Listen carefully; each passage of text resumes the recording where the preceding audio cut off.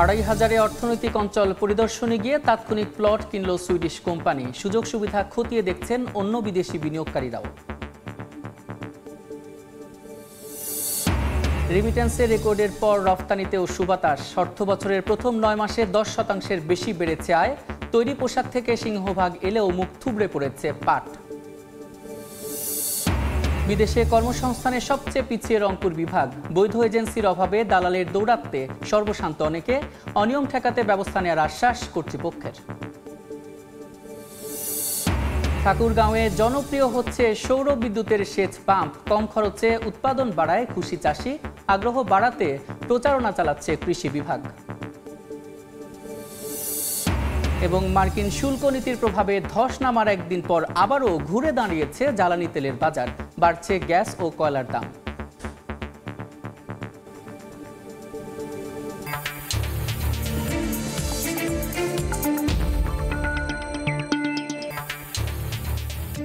দেখছিলেন শিরোনাম। আমন্ত্রণ জানাচ্ছি দেশ ও দেশের বাইরের অর্থ বাণিজ্যের নানা খবর নিয়ে আমাদের নিয়মিত আয়োজন এ সময়ের বাণিজ্যে। আপনাদের সঙ্গে আছি আমি সাদিক হাসান ইমন।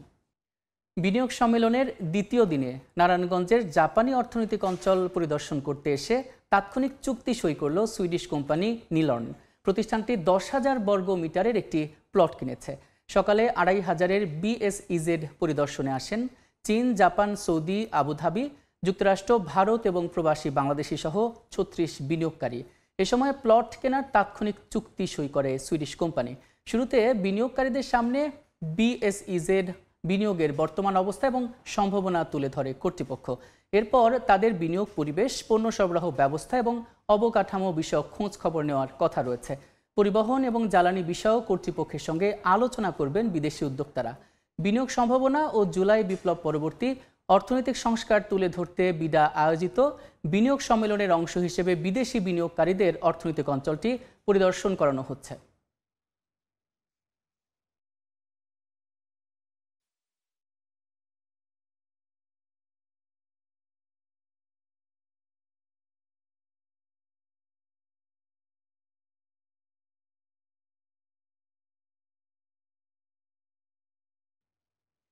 পানিতে উদ্ধার কাজ সহজ করতে উন্নত প্রযুক্তির রোবট ডুবুরির প্রদর্শন করা হয়েছে ৪ দিনব্যাপী আয়োজিত বিনিয়োগ সম্মেলনে। এই রোবট পানির নিচে হারিয়ে যাওয়া বস্তু খুঁজে বের করতে পারে। এছাড়া প্রদর্শনীর অন্যতম আকর্ষণ ছিল ইলেকট্রিক গাড়ি পালকি। উদ্যোক্তাদের মত, যথেষ্ট বিনিয়োগ পেলে এসব প্রযুক্তিকে বিশ্ব দরবারে তুলে ধরা আরও সহজ হবে। নদীমাতৃক দেশে প্রতি বছরই লঞ্চ কিংবা নৌকাডুবি হয়। হতাহতের সংখ্যাও কম নয়। মৃতদেহ খুঁজে পেতে লাগে সময়। এক্ষেত্রে ডুবুরি যদি হয় রোবট, তাহলে সহজে ও দ্রুত উদ্ধার কাজ চালানো সম্ভব। অক্টোপাস ও টুনা নামে এমন ডুবুরি রোবট নিয়ে বিনিয়োগ সম্মেলনে এসেছেন কয়েকজন তরুণ উদ্ভাবক। দূর থেকে রোবটগুলো রিমোটের সাহায্যে নিয়ন্ত্রণ করে পানির নিচ থেকে যে কোনো বস্তু খুঁজে পেতে সক্ষম। যেখানে একটা হিউম্যান ডাইভার বা একটা সাধারণ মানুষ দেখা পসিবল হচ্ছে না, সেখানে আমার রোবটগুলো ওই পার্টিকুলার একটা ডেপথে গিয়ে সে ডিফারেন্ট সেন্সর ফিউশন করে ওই এনভায়রনমেন্টের কোনো একটা দুর্ঘটনা ঘটছে, সাপোজ একটা লঞ্চ ডুবে হচ্ছে, কোথায় লঞ্চ ডুবে হচ্ছে, কোনো একটা মানুষ যে ডুবে আছে, আমরা ওই লোকেশনগুলো আইডেন্টিফাই করে দিতে পারছি। বিনিয়োগ সম্মেলনের প্রথম দিনে স্টার্টআপ প্রদর্শনীর আরেক আকর্ষণ ছিল ইলেকট্রিক গাড়ি পালকি। বাংলাদেশে তৈরি প্রথম এই যান্ত্রিক গাড়িতে থাকছে নানা ধরনের উন্নত ফিচার। তবে আরও উন্নত করার পরামর্শ এসেছে বিনিয়োগকারীদের থেকে। পার কিলোতে খরচ ১ টাকা করে, তো ৩৫০ কিলো হচ্ছে ৩৫০ টাকা। আর এটার হচ্ছে ফাস্ট চার্জিং, এটা ৪৫ মিনিটে ফুল চার্জ হতে হবে চার্জিং স্টেশনে। আর হাউস হোল্ডে হচ্ছে ১ ঘন্টা থেকে ১.৫ ঘন্টা। বিদেশি গাড়ির থেকে যদি আমরা বাংলাদেশি গাড়িতে আমরা যদি চলে আসি, এবং সেক্ষেত্রে দেখা গেল এটা আরও, যেহেতু তাদের একটা ইনোভেটিভ আইডিয়া এবং চলে আসছে, আমার মনে হয় যে এটা ইন ফিউচারে আমরাই যদি হেল্প করি, এটা আরও এটাকে ইমপ্রুভ করতে পারবে। উদ্ভাবকরা আশাবাদী ৪ দিনের এই সম্মেলনে তাদের স্টার্টআপগুলো বিকশিত করার জন্য প্রয়োজনীয় তহবিলের সংস্থান হবে। অনেকেই আমাদেরকে অনেক কমিট করছেন যে তারা পরবর্তীতে আমাদের সাথে বসবেন। তারা হয়তো এই মিটিংয়ের ফলশ্রুতে আমরা আমাদের পরবর্তী $1 মিলিয়ন চেক এখান থেকে পেয়ে যেতে পারি। ইয়াং বিজনেস যারা আছে তাদেরকে হচ্ছে আমরা ফান্ডিং দিয়ে থাকি, গ্র্যান্ড ফান্ডিং। যেহেতু আমরা গ্লোবালি কাজ করছি এবং আমাদের টার্গেট অডিয়েন্সও গ্লোবাল, সো আমরা মেইনলি এখানে আসার উদ্দেশ্য ছিল যে নেটওয়ার্কিং মেইনলি এবং অপরচুনিটিস ডিফারেন্ট ইনভেস্টরদের সাথে দেখা করার। তারা বলছেন যথেষ্ট বিনিয়োগ পেলে বিশ্ব অঙ্গনে নিজেদের সক্ষমতা তুলে ধরা আরও সহজ হবে। অন্তরা সেন, সময় সংবাদ, ঢাকা। নারায়ণগঞ্জের ২৫০০-এ জাপানি বিশেষ অর্থনৈতিক অঞ্চল পরিদর্শন করছেন বিদেশি বিনিয়োগকারীরা। এই মুহূর্তে সেখানে আছেন সহকর্মী MS আরিফিন। সরাসরি চলে যাচ্ছি তার কাছে। আরিফিন, অন্তর্বর্তী সরকার দায়িত্ব নেবার পরে যে 5টি বিশেষ অর্থনৈতিক অঞ্চলকে বিশেষভাবে গুরুত্ব দিচ্ছে, তার মধ্যে কিন্তু নারায়ণগঞ্জের ২৫০০-এর এই BSEZ, যেটিকে আসলে জাপানি অর্থনৈতিক অঞ্চল বলা হচ্ছে, এই অর্থনৈতিক অঞ্চলটিকে পরিদর্শন করতে কিন্তু সকাল 10টায় প্রায় 36 জনের একটি প্রতিনিধি দল এসেছেন এবং তারা যুক্তরাষ্ট্র, ভারত, চীন, সৌদি আরব সহ বাংলাদেশেরও কিছু প্রবাসী বিনিয়োগকারী রয়েছেন যারা এই অর্থনৈতিক অঞ্চলটি পরিদর্শন করতে এসেছে। আমি জানিয়ে রাখতে চাই যে এবারের বিনিয়োগ সম্মেলনের দ্বিতীয় দিনের কর্মসূচি হিসেবে কিন্তু তাদেরকে এখানে পরিদর্শন করতে নিয়ে আসা হয়েছে এবং তারা আসলে এখানে খতিয়ে দেখবেন যে বাংলাদেশে বিনিয়োগ যে সম্ভাবনা রয়েছে এবং এই অর্থনৈতিক অঞ্চলগুলোতে কী কী ধরনের চ্যালেঞ্জ রয়েছে এবং পরিবহন ব্যবস্থা থেকে শুরু করে সব কিছু বিষয়ে কিন্তু তারা খতিয়ে দেখবেন। এবং এই অর্থনৈতিক অঞ্চলের কর্তৃপক্ষ আশা করছেন যে ইতিমধ্যেই তারা পরিদর্শন শুরু করেছেন এবং এই অর্থনৈতিক অঞ্চলটি শুরু করার পরে যে 200 মিলিয়ন বিনিয়োগ এসেছে, এরপরে আরও এইটি পুরোপুরি কার্যক্রমে যদি যায় তাহলে অন্তত $150 কোটি মার্কিন ডলার কিন্তু বিনিয়োগের সম্ভাবনা রয়েছে এই অর্থনৈতিক অঞ্চলটিতে এবং এ কারণে এই বিদেশি বিনিয়োগকারীদের সফর করানো হচ্ছে এবং তারা এই অর্থনৈতিক অঞ্চলের কর্তৃপক্ষ আশা করছেন যে এই সফর শেষে আগামী 6 থেকে 12 মাসের মধ্যে অন্তত বেশ কিছু বিনিয়োগ তারা এই অর্থনৈতিক অঞ্চলটিতে আনতে পারবেন। এবং আমি আরেকটি বিষয় জানিয়ে রাখতে চাই যে এই অর্থনৈতিক অঞ্চলটিতে ইতিমধ্যেই তুরস্কের সিঙ্গার কোম্পানি কিন্তু একটি বিশাল বিনিয়োগ নিয়ে তাদের কারখানা স্থাপন করেছেন এবং তারা প্রতিদিন অন্তত 1000 ইউনিট ফ্রিজ এবং টেলিভিশন এখান থেকে উৎপাদন করছেন। সকলে বিনিয়োগকারী দল আসার পরেই কিন্তু এখানে একটি ব্রিফিং সেশন আয়োজন করা হয় এবং যেখানে এই অর্থনৈতিক অঞ্চলের কর্তৃপক্ষ তারা তুলে ধরেন এখানকার বিনিয়োগ সম্ভাবনা এবং এখানকার যেসব উপস্থিত বিনিয়োগকারী ছিলেন তারা কিন্তু একে একে প্রশ্ন করে জানতে চান যে এখানে কী ধরনের বিনিয়োগ চ্যালেঞ্জ রয়েছে, কী ধরনের ফ্যাসিলিটিস রয়েছে এবং একই সাথে এখানকার কর্তৃপক্ষ যারা রয়েছেন তারা জানিয়েছেন যে মাল্টিমোডাল ট্রান্সপোর্ট সিস্টেম অর্থাৎ সড়ক, রেল ও নৌপথের যে কানেক্টিভিটি অর্থাৎ আন্তর্জাতিক বিমানবন্দর থেকে শুধুমাত্র 40 মিনিটের দূরত্ব রয়েছে এই ইপিজেড অঞ্চলটিতে। এছাড়া চট্টগ্রাম বন্দর থেকে কিন্তু 250 কিলোমিটার যে সড়ক পথ রয়েছে সেটি কিন্তু খুবই সহজ এবং সহজ যাতায়াত পথ থাকার কারণে কিন্তু এই অর্থনৈতিক অঞ্চলটিতে বিনিয়োগ সম্ভাবনা হিসেবে দেখা হচ্ছে। এছাড়া আরেকটি বিষয় জানিয়ে রাখতে চাই যে এবার কিন্তু বিডা অর্থাৎ এই বাংলাদেশ বিনিয়োগ সম্মেলনের আয়োজক প্রতিষ্ঠান বিডা তারা কিন্তু এই আয়োজনের প্রধান গুরুত্বপূর্ণ বিষয়ই রেখেছেন বিদেশি বিনিয়োগকারীদের এই অর্থনৈতিক অঞ্চলগুলো পরিদর্শন করার এবং তারই ধারাবাহিকতায় গতকালও কিন্তু চট্টগ্রামে বিনিয়োগকারীদেরকে পরিদর্শন করানো হয়েছে এবং আজকে এই পরিদর্শন করা হচ্ছে। তো নারায়ণগঞ্জের এই বিনিয়োগ অঞ্চলটি থেকে আমার কাছে এই মুহূর্তে ছিল সব শেষ। নারায়ণগঞ্জের ২৫০০ থেকে সরাসরি যুক্ত ছিলেন সহকর্মী MS আরিফিন। এবার অন্য প্রসঙ্গ। রেমিট্যান্সের রেকর্ড গড়ার পর গেল মার্চ পর্যন্ত চলতি অর্থ বছরের প্রথম 9 মাসে রফতানি আয় $3,719 কোটি, যা বছর ব্যবধানে 10.63% বেশি। হালনাগাদ তথ্যে রপ্তানি উন্নয়ন ব্যুরো EPB বলছে এ সময় মোট রপ্তানি আয়ের 81% বেশি এসেছে তৈরি পোশাক থেকে। আর চামড়া, প্লাস্টিক, বাইসাইকেল প্রবৃদ্ধি হলেও মুখ থুবড়ে পড়েছে পরিবেশ বান্ধব পাটের রপ্তানি আয়। বাংলাদেশ ব্যাংকের দেয়া রেকর্ড প্রবাসী আয়ের খবরের পর এবার রপ্তানি উন্নয়ন ব্যুরো EPB জানালো চলতি অর্থ বছরের প্রথম 9 মাসে দেশে রপ্তানি আয় এসেছে $3,719 কোটি 13 লাখ, যা গেল অর্থ বছরের একই সময়ের তুলনায় 10.63% বেশি। খাতভিত্তিক পরিসংখ্যানে দেখা যাচ্ছে এ সময়ে দেশের প্রধান রপ্তানি খাত তৈরি পোশাক শিল্প আয় করেছে $3,024 কোটি 63 লাখ, বছর ব্যবধানে বেড়েছে 10.84%। চামড়া ও চামড়াজাত পণ্যের রপ্তানি আয় বেড়েছে 9.89%। জুলাই থেকে মার্চ এ খাতের রপ্তানি আয় হয়েছে $85 কোটি 20 লাখ। চলতি অর্থ বছরে মার্চ পর্যন্ত বাইসাইকেল থেকে রপ্তানি হয়েছে $8 কোটি 66 লাখ, যা গেল অর্থ বছরের একই সময়ের তুলনায় 60.1% বেশি। রপ্তানি আয় বেড়েছে প্লাস্টিক খাতেরও। চলতি অর্থ বছরের জুলাই থেকে মার্চ এ খাতের রপ্তানি আয় দাঁড়িয়েছে $22 কোটি 63 লাখ। রপ্তানি আয়ের প্রবৃদ্ধি দেখেছে কৃষি খাত।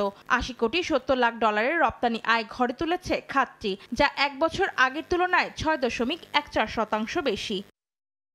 রপ্তানি আয়ের এমন প্রবৃদ্ধির হিসাবের মধ্যে দেখা যাচ্ছে বিশ্ববাজারে মুখ থুবড়ে পড়েছে বাংলাদেশের পরিবেশ বান্ধব পাট ও পাটজাত পণ্য। চলতি অর্থ বছরের জুলাই থেকে মার্চ পর্যন্ত রপ্তানি হয়েছে $62 কোটি 63 লাখ পাট ও পাটজাত পণ্য, যা গেল অর্থ বছরের প্রথম 9 মাসের তুলনায় 7.68% কম। অন্তরা সেন, সময় সংবাদ। বিদেশে কর্মসংস্থানের ক্ষেত্রে দেশে সবচেয়ে পিছিয়ে রংপুর বিভাগ। সংশ্লিষ্টরা বলছেন, অনাগ্রহ, দক্ষ জনশক্তির অভাব এবং বৈধ রিক্রুটিং এজেন্সি না থাকাই এর অন্যতম কারণ। আর এই সুযোগে দালালের খপ্পরে পড়ে সর্বশান্ত হচ্ছেন অনেকে। শাকিল মাহমুদের ছবিতে নাজমুল ইসলাম নিশাতের রিপোর্ট। 2023 সালে দুবাইয়ের একটি 5 তারকা হোটেলে শ্রমিক হিসেবে যাওয়ার জন্য স্থানীয় এক দালালের সঙ্গে 4 লাখ টাকায় চুক্তি হয় রংপুর মিঠাপুকুর উপজেলার ইসমাইল হোসাইনের। তবে কয়েক দফায় হাত বদল হয়ে ট্যুরিস্ট ভিসায় তিনি দুবাই পৌঁছলেও মেলেনি কোনো কাজ। পরে আত্মীয়দের সহায়তায় 2 মাস পর দেশে ফেরেন ইসমাইল। একইভাবে 3 ভাই মিলে দালালকে মালয়েশিয়া যেতে 9 লাখ টাকা দিয়েছিলেন ওই এলাকার আশরাফুল। তবে বিদেশ যাওয়া তো দূরের কথা, কষ্টের টাকাও ফেরত পাননি তারা। ডেট অনুযায়ী যাই, পরে আবার ডেট অনুযায়ী যাই, এইভাবে ডেট অনুযায়ী শেষ। পরে টাকা 3 জনে ধরা খেলেন, টাকা দিল না। খাবার টাইম হলে কান্নাকাটি করতাম পেটের ভোকে। বাঙালিরা আমাকে 10-5 টাকা দিত, আমি খাইতাম। 2005 থেকে 2022 সাল পর্যন্ত বিদেশে কর্মসংস্থান হয়েছে দেশের 1,05,09,208 জনের। এর মধ্যে সবচেয়ে কম সংখ্যা রংপুর বিভাগের, মাত্র 1.8%। বিশেষজ্ঞদের মতে প্রান্তিক পর্যায়ে প্রচারণার পাশাপাশি অবৈধ রিক্রুটিং এজেন্সি ও দালালের দৌরাত্ম্য কমাতে কঠোর হতে হবে প্রশাসনকে। কারিগরি শিক্ষাটা বৃদ্ধি করতে হবে। প্রপার রিক্রুটিং এজেন্সির মাধ্যমে আমাদেরকে লোকজনকে পাঠাতে হবে, যেন আমাদের লোকজন প্রতারিত না হয়। সরকারিভাবে নজরদারি রাখতে হবে। তবে দালালের দৌরাত্ম্য এজেন্সির অনিয়ম ঠেকাতে ব্যবস্থা নেওয়ার আশ্বাস কর্মসংস্থান ও জনশক্তি কর্তৃপক্ষের। সরকার যে কোনো মুহূর্তে যদি দুর্নীতি করে বা বেশি টাকা নেয় বা টাকা প্রতারণা করে, তাকে যেন আইনে আওতায় নিয়ে আসা যায়। এই কারণে সরকার অলরেডি উদ্যোগ নিয়েছে, এটা খুব তাড়াতাড়ি বাস্তবায়ন হবে। পরিসংখ্যান ব্যুরোর তথ্যমতে 2020-21 অর্থ বছরে রংপুর বিভাগে রেমিটেন্স এসেছে 683.6 মিলিয়ন মার্কিন ডলার। 2023-24 অর্থ বছরে তা কমে দাঁড়িয়েছে 301.03 মিলিয়নে। আর চলতি অর্থ বছরের 9 মাসে এর পরিমাণ 177 মিলিয়ন মার্কিন ডলার। নাজমুল ইসলাম নিশাত, সময় সংবাদ, রংপুর।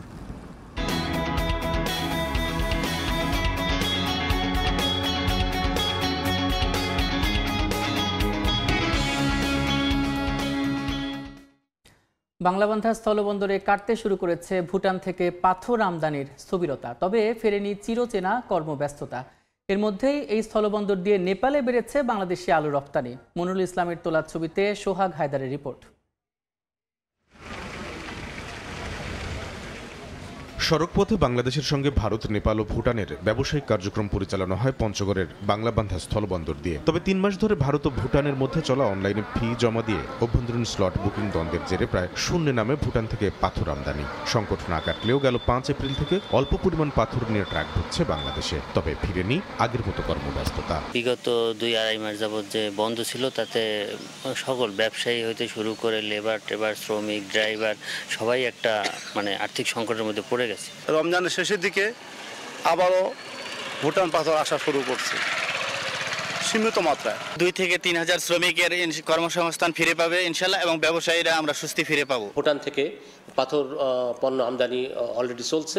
এতে করে বন্দরের সাথে সংশ্লিষ্ট যারা স্টেক হোল্ডার আছে তাদের মধ্যে যে এক ধরনের হতাশা বিরাজ করছিল, সেটা কেটে গেছে। এবং আমরা আশা করছি ভারত, ভুটান এবং নেপাল থেকে স্বাভাবিকভাবেই যে সমস্ত পণ্য আমদানি হয় সেগুলো আমদানি চলমান থাকবে। এদিকে চলমান সংকটের মধ্যেই নিত্যপণ্য আমদানি রপ্তানির স্বাভাবিক কার্যক্রমের পাশাপাশি এই বন্দর দিয়ে নেপালে বেড়েছে বাংলাদেশি আলু রপ্তানি। আমাদের এই বাংলাবান্ধা স্থল বন্দরটি পাথরের পাশাপাশি আলু এক্সপোর্টে বিখ্যাত হয়ে উঠেছে। বন্দর তথ্য গেল নভেম্বর থেকে জানুয়ারি পর্যন্ত বাংলাবান্ধা স্থল বন্দর দিয়ে 4,06,186 মেট্রিক টন পাথর সহ বিভিন্ন পণ্য আমদানি হয়। তবে জানুয়ারি থেকে মার্চ পর্যন্ত 3 মাসে তা নেমেছে অর্ধেকে। সময় সংবাদ, পঞ্চগড়। এবার জানাবো পুঁজিবাজারের খবর। দেশের প্রধান পুঁজিবাজার ঢাকা স্টক এক্সচেঞ্জ ডিএসইতে সূচকের ইতিবাচক প্রবণতা দিয়ে চলছে লেনদেন। সবশেষ বাজার পরিস্থিতি জানাতে এই মুহূর্তে নিয়ে যাচ্ছি ডিএসই ওয়েবসাইটে। গত 2 দিন কিন্তু আমরা দেখেছিলাম যে ঢাকা পুঁজিবাজারের নিম্নমুখী প্রবণতার মধ্য দিয়ে শেষ হয়েছে সপ্তাহের প্রথম দিন কার্যদিবসেও। আজকে কিন্তু দেখছি যে ইতিবাচক প্রবণতা, যেটা গতকালও আমরা দেখেছিলাম যে 11টার দিকে ইতিবাচক প্রবণতাই ছিল, কিন্তু আজকে দেখতে পাচ্ছি প্রধান সূচক ডিএসইএস ইন্ডেক্স সেটি 14 পয়েন্ট বেড়ে বর্তমানে অবস্থান করছে 5211 পয়েন্টে, এবং সরিয়া সূচক ডিএসইএস ইন্ডেক্স সেটা দেখছি যে সেটা কিন্তু 6 পয়েন্টের বেশি বেড়ে বর্তমানে অবস্থান করছে 1172 পয়েন্টের কিছুটা বেশি। আর DS30 যেটা গত 2 দিনে কিন্তু একমাত্র একটি সূচক যেটি রীতিমঞ্চক প্রবণতায় ছিল, সেটিও কিন্তু ঊর্ধ্বমুখী প্রবণতায় আছে। সেটি 1.8 পয়েন্ট বেড়ে বর্তমানে অবস্থান করছে 1932 পয়েন্টের কিছুটা বেশি। এখন পর্যন্ত ঢাকা পুঁজিবাজারে মোট লেনদেন হয়েছে 155 কোটি টাকার কিছু বেশি। আর যে কোম্পানিগুলো লেনদেন করেছে তার মধ্যে 228টি কোম্পানির শেয়ারের দাম বেড়েছে, তার সাথে 80টি কোম্পানির শেয়ারের দাম কমেছে এবং 77টি কোম্পানির শেয়ারের দাম এখনও অপরিবর্তিত অবস্থায় রয়েছে। এবার দেখে নেব ঢাকা স্টক এক্সচেঞ্জে যেসব কোম্পানি আজকে লেনদেন করেছে তার মধ্যে শীর্ষ 20-এ কোন কোম্পানিগুলো রয়েছে এবং সেই কোম্পানির কার অবস্থান কোথায়। প্রথমেই আমরা দেখতে পাচ্ছি যে সেন সিরামিক্স লিমিটেড, যার একটি শেয়ার এখন বিক্রি হচ্ছে 29 টাকায়, যার একটি শেয়ারের সর্বোচ্চ বিক্রি হয়েছিল 29 টাকায় 20 পয়সায় এবং দেখা যাচ্ছে সর্বনিম্ন 27 টাকা 20 পয়সায় এটি বিক্রি হয়েছিল। আর এখন পর্যন্ত এটি দেখা যাচ্ছে যে সর্বমোট লেনদেন করেছে 11,57 লক্ষ টাকার কিছু বেশি। তারপরে রয়েছে AB bank first mutual fund, যার একটি শেয়ার এখন বিক্রি হচ্ছে 5 টাকা 10 পয়সায়। আর এটা কিন্তু এই মুহূর্তে কিন্তু এটি সর্বোচ্চ দামে বিক্রি হচ্ছে 5 টাকা 10 পয়সায় এবং সর্বনিম্ন এটি বিক্রি হয়েছিল 4 টাকা 70 পয়সা এবং গতকাল কিন্তু এটি বিক্রি হয়েছিল 4 টাকা 70 পয়সায়। তৃতীয়তে রয়েছে বেক্সিমকো ফার্মা, যার একটি শেয়ার এখন বিক্রি হচ্ছে 108 টাকা 50 পয়সায়। তারপর রয়েছে বাংলাদেশ শিপিং কর্পোরেশন। তো দেখতে পাচ্ছি যে ঢাকা স্টক এক্সচেঞ্জে আজকে কিন্তু একটি ঊর্ধ্বমুখী প্রবণতায় দেখা যাচ্ছে এবং ইন্টারন্যাশনাল বাজারে যদি দেখি তাহলে দেখছি যে আমরা কিন্তু এখন প্রত্যেকটি শেয়ারের স্টক এক্সচেঞ্জেই কিন্তু দাম কমছে। তো ঢাকা স্টক এক্সচেঞ্জের ওয়েবসাইট থেকে এই ছিল আমার কাছে লেটেস্ট আপডেট। জাটকা সংরক্ষণ সপ্তাহ উদ্বোধন উপলক্ষে বরিশালে চলছে নানা আয়োজন। এই বিষয়ে জানাতে নগরীর বেলস পার্কে আছেন রিপোর্টার অপূর্ব অপু। সরাসরি যাচ্ছে তার কাছে। অপু, জাটকা সংরক্ষণ সপ্তাহ 2025 আজকে থেকে শুরু হয়েছে এবং শেষ হবে আগামী 14 এপ্রিল পর্যন্ত। আজকে এই কার্যক্রমের আনুষ্ঠানিকভাবে উদ্বোধন আর অল্প কিছুক্ষণের মধ্যেই করবেন মৎস্য ও প্রাণী সম্পদ মন্ত্রণালয়ের উপদেষ্টা ফরিদা আক্তার। এই মুহূর্তে বরিশালের বেলস পার্ক মাঠে এক আয়োজন চলছে, আলোচনা অনুষ্ঠান চলছে। এখানে দেখছেন যে বিপুল সংখ্যক জেলে সম্প্রদায়ের প্রতিনিধিরা রয়েছে, বিভিন্ন শ্রেণী পেশার মানুষ রয়েছে, অর্থাৎ মৎস্য ব্যবসায়ীদের সংশ্লিষ্ট সবার উপস্থিতিতে এবছর জাটকা সংরক্ষণ উদ্বোধনের এই আয়োজনটি করা হয়েছে বরিশালের বেলস পার্কে এবং মৎস্য এবং প্রাণী সম্পদ মন্ত্রণালয়ের উপদেষ্টা ফরিদা আক্তার এখানে রয়েছেন। আনুষ্ঠানিকভাবে একটু বাদেই উদ্বোধন করা হবে এবং এই আলোচনা সভার পরপর এখানে নৌ রেলিও বের করা হবে। এবছর যে প্রতিপাদ্য বিষয়টি নির্ধারণ করা হয়েছে, জাটকা ধরা বন্ধ হলে ইলিশ উঠবে জাল ভরে। এবং এখানকার আয়োজকরা যেটি বলছেন যে গেল কয়েক বছরে এই জাটকা সংরক্ষণ সপ্তাহটি তারা সুষ্ঠুভাবে সফল হওয়ায় আসলে ইলিশের উৎপাদন বাড়ছে এবং এই জাটকা সংরক্ষণ সপ্তাহটি তারা সফল করতে প্রতিজ্ঞাবদ্ধ। সফল করতে পারলে জাটকা ইলিশের সংরক্ষণ, ইলিশের উৎপাদন বাড়বে এবং যে ইলিশ দেশের চাহিদা মিটিয়ে বহির্বিশ্ব রপ্তানি করা হবে। এখানে এই মুহূর্তে জেলে প্রতিনিধিরা বক্তব্য রাখছেন। তারা কিন্তু তাদের জায়গা থেকে নানান ধরনের দাবি দাওয়া তুলে ধরছে। এখানকার মৎস্য এবং প্রাণী সম্পদ মন্ত্রণালয়ের উপদেষ্টার কাছে নানান দাবি দেওয়া তুলে ধরছে। তারা বলছেন যে আসলে এই যে সপ্তাহকালীন জাটকা নিষিদ্ধ থাকে কিংবা বছরের বিভিন্ন সময়ে মাছ শিকার নিষেধাজ্ঞা আরোপ করা হয় সরকারের পক্ষ থেকে, সেই সময়টাতে কিন্তু জেলেদের জন্য যে আর্থিক সহায়তা সেটা কিন্তু আসলে সেই সময়টাতে দেওয়া হয় না। কখনো কখনো সেই আর্থিক সহায়তাটা মধ্যস্বত্বভোগীরা তারা লোপাট করে। সেই আক্ষেপটি এখানে জেলে সম্প্রদায়ের পক্ষ থেকে বলা হচ্ছে। যিনি উপদেষ্টা রয়েছেন, মৎস্য প্রাণী সম্পদের উপদেষ্টা রয়েছে, তার কাছে তুলে ধরছেন। এই মুহূর্তে আয়োজনটি চলছে। একটু বাদে এখানে বরিশালের কীর্তনখোলা নদীতে একটি নৌ রেলি বের হবে এবং নৌ রেলি একটি জাঁকজমকপূর্ণ আয়োজন করা হয়েছে। সবকিছু একটি উৎসবমুখর পরিবেশে বরিশালের বেলস পার্কে এই মুহূর্তে বর্ণাঢ্য একটি আয়োজন চলছে।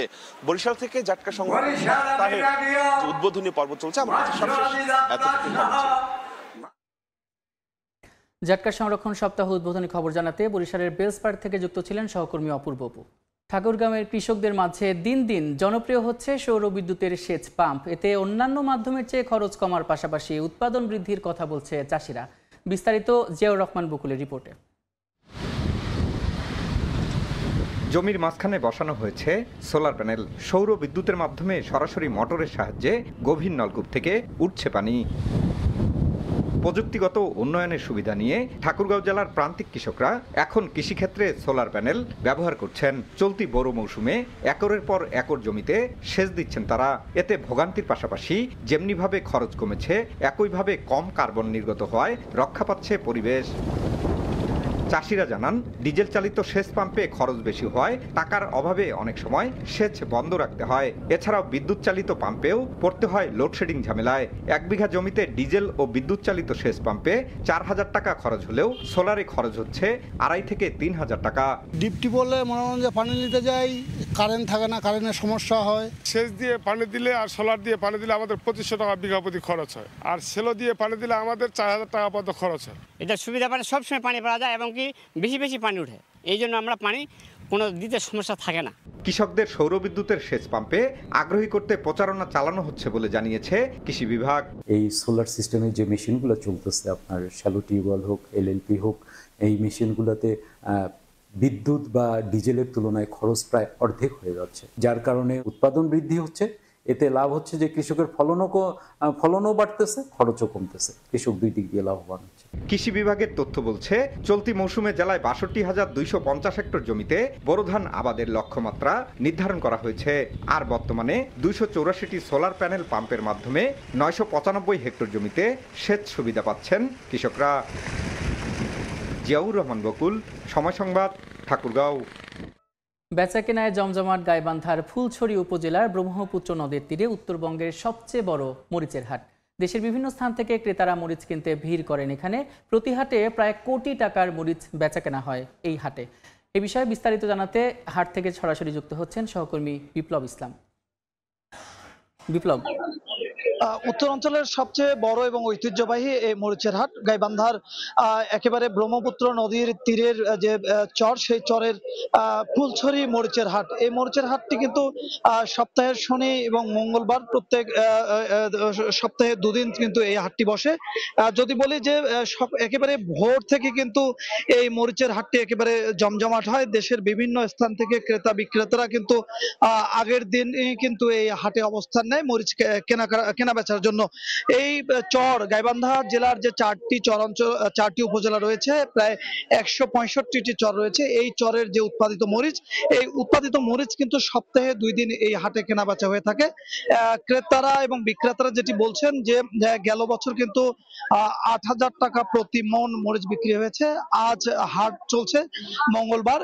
এই হাটেও কিন্তু আজকে যেটি একেবারে 1 গ্রেড বলেন মরিচ ক্রেতারা, সেই গ্রেডটি কিন্তু 7000 থেকে 7300 টাকা বিক্রি হচ্ছে। মরিচ চাষিরা যেটি বলছেন, চরাঞ্চলে মরিচ চাষিরা যেটি বলছেন যে এবার উৎপাদন খরচ তাদের কিন্তু অনেক বেশি হয়েছে, সেক্ষেত্রে তারা লাভের যে অংশ সেটি কম পাচ্ছেন।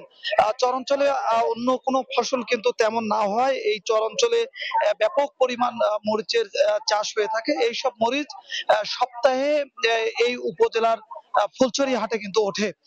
এখানে যদি বলি যে ইজারাদার ক্রেতা বিক্রেতার সূত্র যেটি বলছে যে সপ্তাহের যে 2 দিন এখানে হাট বসে, প্রত্যেক হাটে প্রায় 1.5 থেকে 2 কোটি টাকার কিন্তু মরিচ এই হাটে কেনা বেচা হয়ে থাকে।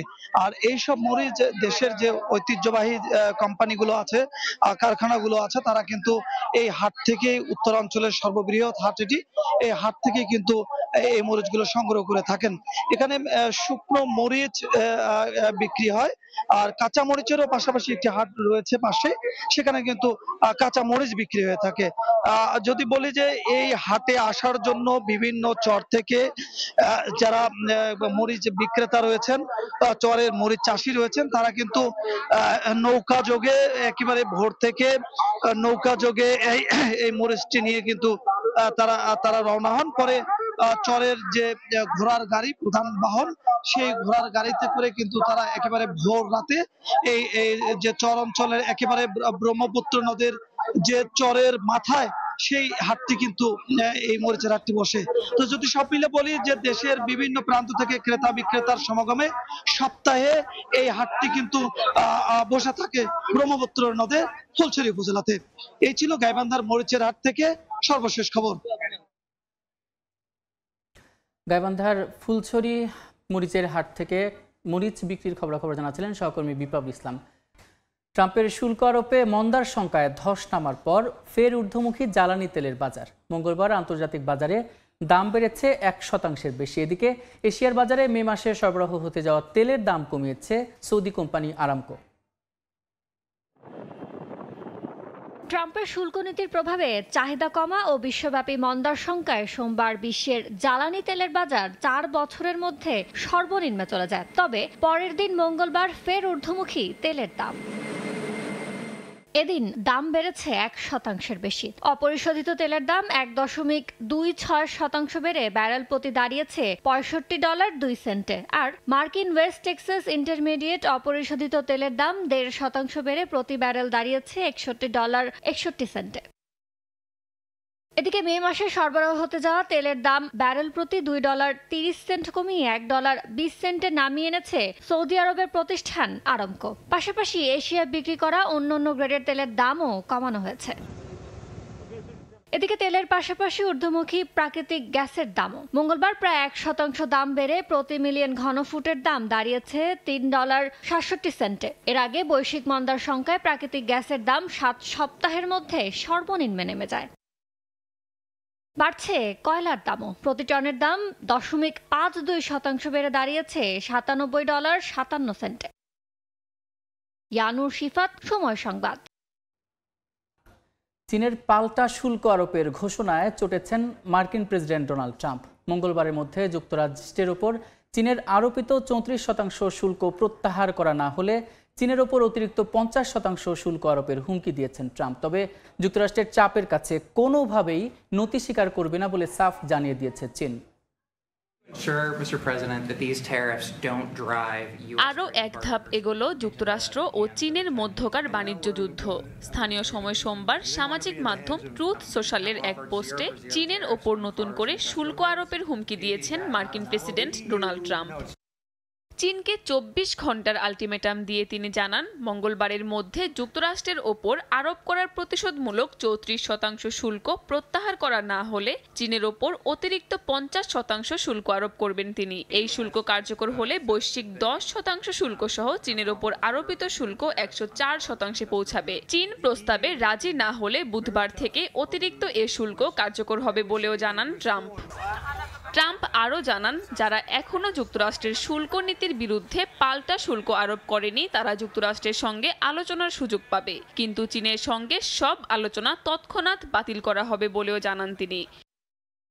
এদিকে ট্রাম্পের হুঁশিয়ারির কড়া জবাব দিয়েছে চীন। নতুন করে শুল্ক আরোপের হুমকির কাছে বেইজিং নতি স্বীকার করবে না বলে স্পষ্ট জবাব দেশটির। চাপ সৃষ্টি করে বা হুমকি দিয়ে চীনের সঙ্গে আলোচনায় আসা যাবে না বলেও সতর্ক করেছে বেইজিং। কাকলি আখতার, সময় সংবাদ। এ সময়ের বাণিজ্যের শীর্ষ সংবাদগুলো জানিয়ে দিচ্ছে আরেকবার। 2500 অর্থনৈতিক অঞ্চল পরিদর্শনে গিয়ে তাৎক্ষণিক প্লট কিনল সুইডিশ কোম্পানি। সুযোগ সুবিধা খতিয়ে দেখছেন অন্য বিদেশি বিনিয়োগকারীরাও। রেমিটেন্স রেকর্ডের পর রফতানিতেও সুবাতাস। অর্থ বছরের প্রথম 9 মাসে 10% বেশি বেড়েছে আয়। তৈরি পোশাক থেকে সিংহভাগ এলেও মুখ থুবড়ে পড়েছে পাট। এবং বিদেশে কর্মসংস্থানে সবচেয়ে পিছিয়ে রংপুর বিভাগ। বৈধ এজেন্সির অভাবে দালালের দৌরাত্ম্যে সর্বশান্ত অনেকে। অনিয়ম ঠেকাতে ব্যবস্থা নেওয়ার আশ্বাস কর্তৃপক্ষের। এই ছিল এই সময়ের বাণিজ্যে। সঙ্গে থাকুন সময়ের।